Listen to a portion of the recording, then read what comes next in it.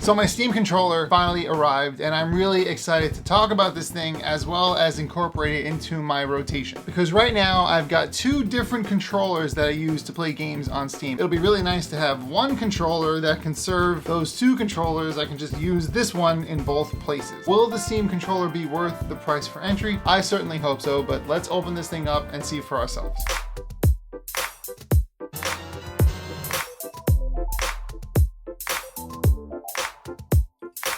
Alright, so it's been about a full day since I've unboxed and started using my Steam controller. I put it through its paces with a bunch of different games, and I'm ready to talk about what I think of the whole thing. Because honestly, I'm a little bit surprised by a few features here. Besides the layout of the buttons and the trackpads and these back buttons, the controller itself also feels really good in the hands. It's a lot lighter than it looks. It's probably just about as light as a PS5 controller, if not a little lighter than that. It's also got an estimated 35 hours of battery life on a full charge. Obviously, I haven't had 35 full hours of playtime with the controller yet. So far, it seems like it's holding a charge pretty well. Now, it's worth it to say that I tested the Steam controller with lots of games that I enjoy, and that includes a space flight sim called Everspace 2. I played a side-scroller Metroidvania-style action game called Possessors, and I also tried Hades 2. A lot of action games, things that required really quick inputs. I wanted to see how it felt to do really twitchy gameplay, and it all felt really good. So as a controller, it's perfectly good. I would say it's even great, but there are certain features that make this thing stand out as its own thing,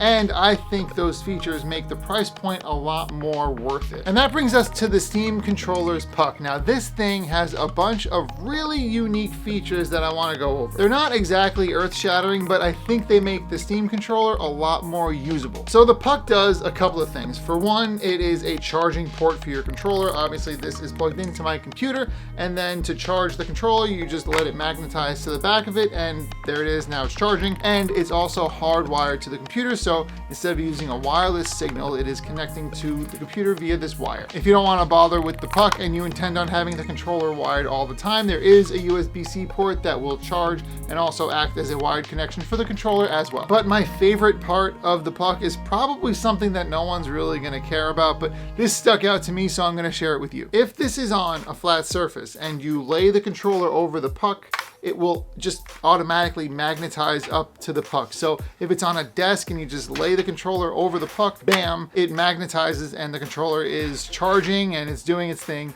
You don't have to fiddle with any wires, which I really appreciated. Granted, this thing is kind of flopping around when it's not connected to the controller. So if you have an area of your desk or on top of your PC that you can just lay this thing, I think you're gonna really realize how nice it makes the entire usage of the Steam controller. And of course, one of the more important things that the Steam controller's puck does is it acts as a wireless receiver. So if you connect this to your computer or your Steam machine in the future or your Steam Deck's dock, this thing will be how it connects to those devices. However, you can connect the Steam controller via Bluetooth, and that is a really important feature, but there's something much cooler going on with the Steam controller in this way. Now, I mentioned earlier in this video that I was looking for something to replace two controllers that I use, one for my Steam Deck and one for my PC. And the biggest pain point that I've come across with not only other controllers in my life, but recent controllers that I've purchased is that they are all usually connected to one device at a time. There's no real elegant way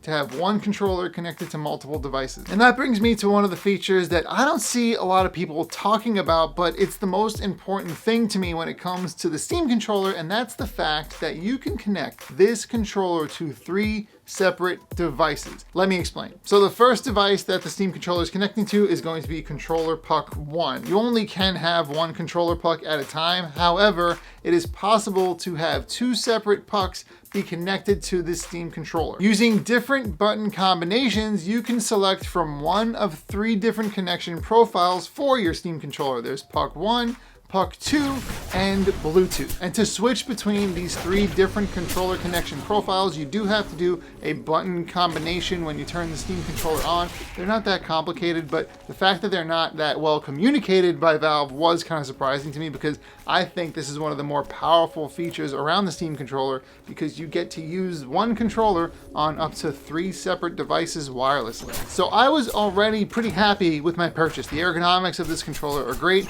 The charging puck puck is really cool, but the fact that I can easily switch between one of 3 different connection methods is what drove this home to me as a worthwhile purchase. Now, I know there's lots of other games on PC that are not played via Steam, and that's where this controller does fall short.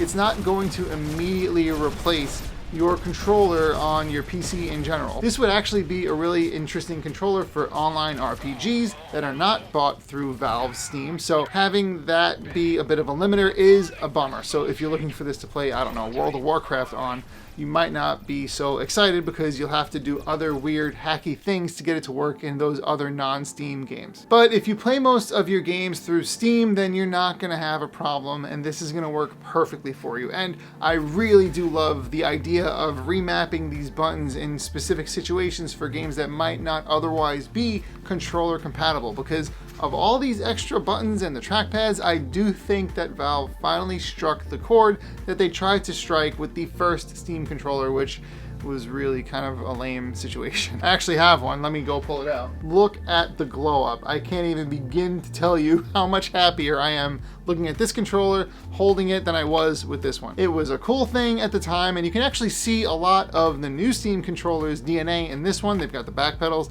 they've got the trackpads, but this thing wasn't it back then, and this one I think is much closer to what I wanted this to be. Something that bridges the gap between keyboard and mouse and controller gameplay. So if you're on the fence about getting the Steam controller and you do play a lot of your games on Steam, I would encourage you to wait for this thing to be available again via Valve and give it a shot. I do think you're going to be happy with the purchase. The joysticks are magnetic, which means they are less likely to joystick drift, which I know is a big problem all the time with these things. And I have not tried it yet, but I also have seen that these are easier to fix. So if the battery goes bad, you can replace the battery probably yourself.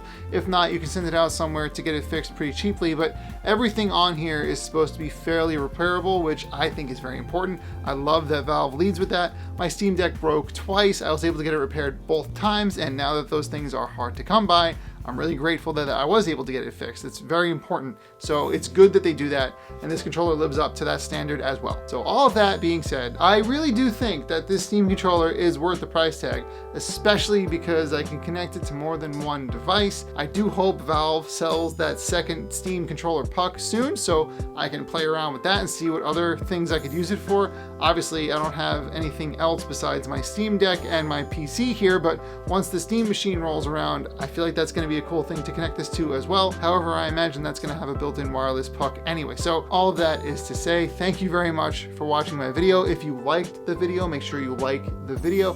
And if you really like this video and you want to see more of this, maybe you liked me covering some hardware, there's other stuff out there you want me to check out, make sure to subscribe and let me know in the comments what I should check out next. Thank you very much for watching my video. I'll see you in the next one. And before we go, I have to acknowledge we have hit 25,000 subscribers on this little weird YouTube channel that I started a bunch of years ago.